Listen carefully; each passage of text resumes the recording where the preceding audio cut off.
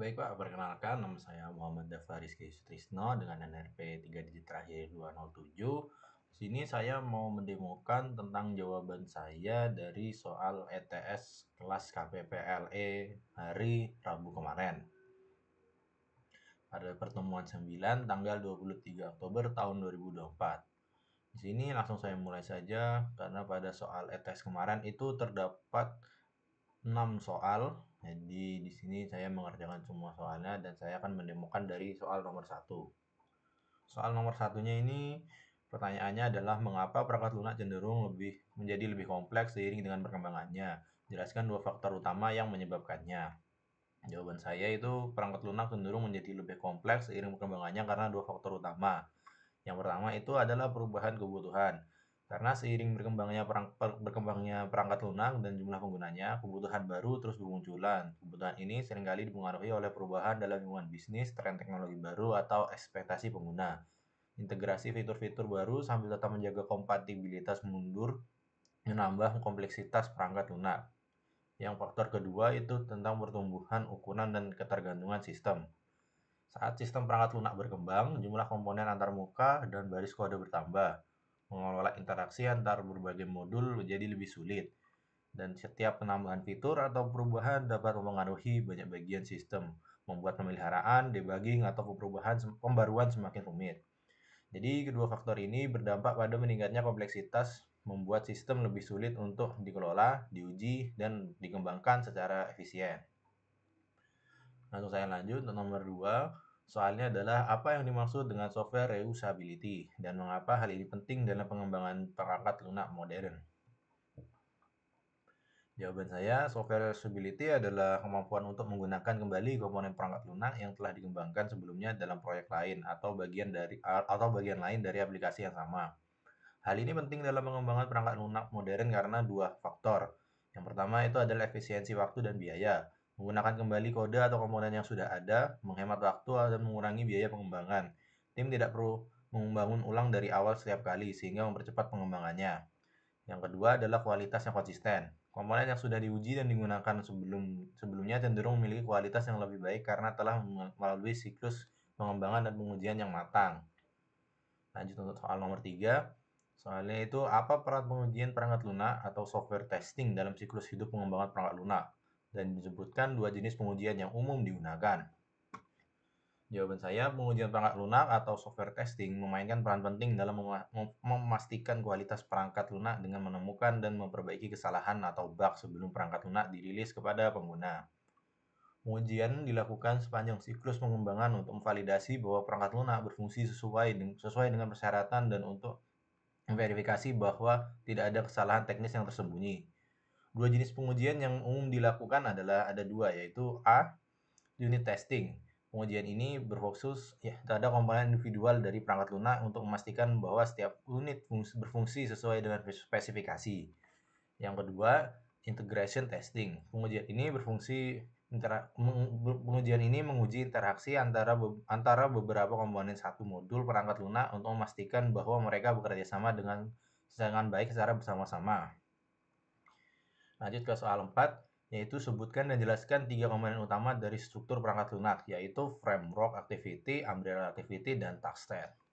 Ya, langsung saya jawab jawabannya. Yang poin pertama itu tentang framework activity. Framework activity ini adalah aktivitas inti yang terjadi selama proses pengembangan perangkat lunak, seperti komunikasi, perencanaan, pemodelan konstruksi, dan deployment. Setiap aktivitas ini membentuk struktur utama dari pengembangan perangkat lunak. Yang kedua yaitu umbrella activity.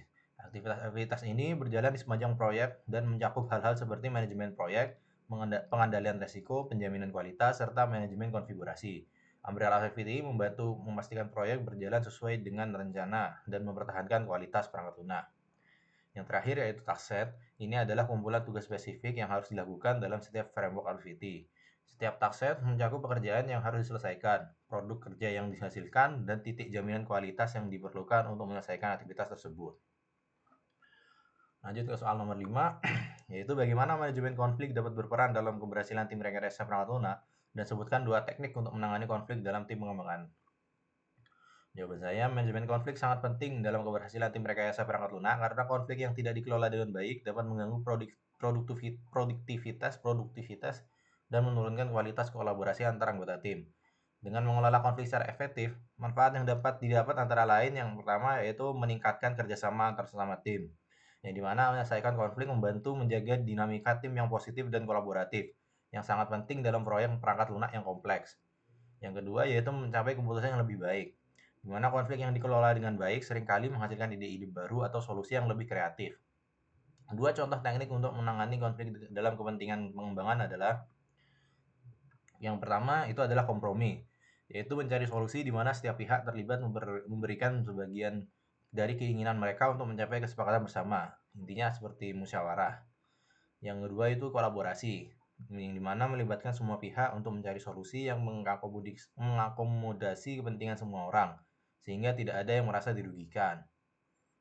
Lanjut ke soal ke-6, ya soal terakhir, yang dimana ada sebuah studi kasus di mana sebuah perusahaan startup teknologi ini mengembangkan aplikasi e-commerce atau toko online yang akan digunakan oleh jutaan pengguna di seluruh dunia. Mereka memiliki tim pengembangan kecil yang berpengalaman, namun mereka tidak memiliki pengalaman sebelumnya dalam membangun aplikasi berskala besar.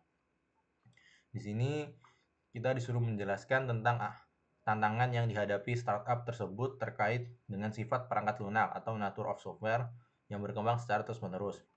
Bagaimana mereka harus mempersiapkan diri untuk menghadapi tantangan-tantangan ini? Jawaban saya di sini, perusahaan startup teknologi yang mengembangkan aplikasi e-commerce untuk jutaan pengguna tersebut akan menghadapi beberapa tantangan terkait sifat perangkat lunak yang terus berkembang. Tantangan utama yang harus dihadapi itu meliputi skala dan kinerja, di mana aplikasi harus mampu menangani lonjakan pengguna. Yang kedua itu kualitas perangkat lunak dengan risiko bug dan masalah keamanan karena penggunanya yang sangat banyak, yaitu jutaan di seluruh dunia.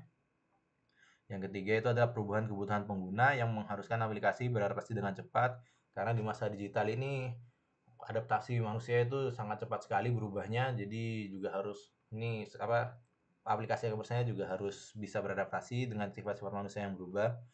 Lalu integrasi dengan teknologi lain yang penting untuk sistem pembayaran dan pengiriman. Jadi untuk aplikasi e-commerce ini tentunya tidak bisa berdiri sendiri karena pasti ada yang namanya itu kayak metode pembayaran dan lain-lain, itu kan harus dari teknologi-teknologi lainnya juga, harus berkolaborasi dengan teknologi lainnya. Yang terakhir keamanan, di mana untuk melindungi data pengguna. Karena tentunya ini targetnya adalah aplikasi e-commerce yang worldwide dengan jutaan pengguna, tentu keamanannya juga harus dijaga dengan ketat. Jika tidak, maka tentunya akan berdampak sangat signifikan kepada masa depan aplikasi e-commerce-nya ini. Apalagi ini dalam bentuk e-komersial. Lalu untuk mempersiapkan diri, langkah-langkah yang bisa dilakukan oleh startup antara lain yang itu adalah yang pertama mengadopsi arsitektur fleksibel seperti microservice, yang kedua menerapkan metode pengembangan agile untuk iterasi cepat, yang ketiga mengintegrasikan pengujian otomatis dan CI/CD untuk menjaga kualitas, yang keempat memantau kinerja aplikasi secara terus-menerus, yang kelima mengintegrasikan praktik keamanan dalam siklus pengembangan, yang keenam melakukan uji coba beta untuk mengumpulkan umpan balik pengguna, yang ketujuh investasi dalam pelatihan dan peningkatan keterampilan. Mungkin sekian dari jawaban saya untuk 6 soal dari soal ETS KPPLE kelas E kemarin. Sekian dari saya, terima kasih Pak.